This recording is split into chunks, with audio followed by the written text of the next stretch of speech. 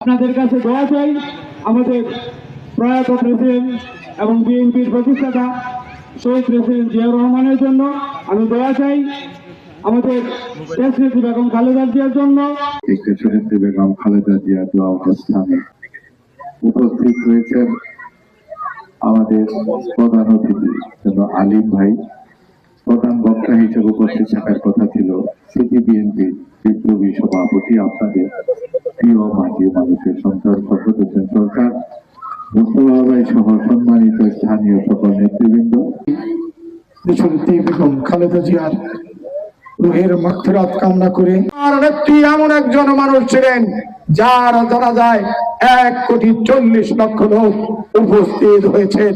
এটা 200 বছরের ইতিহাসে বিরল ঘটনা। মহান রব্বুল আলামিন ওনাকে যে সম্মান দিয়েছেন, এদেশের মানুষ যে সম্মান ওনাকে দিয়েছেন, এই কারণে আমরা যারা বিএনপি করি, আমরা আমাদের সেই নেত্রীকে নিয়ে আজীবন গর্ব করেছি, ভবিষ্যতেও তার মোকাবিলা গর্ব করব। যাই হোক, সেই নেত্রীর জন্য মন খুলে দোয়া করবেন।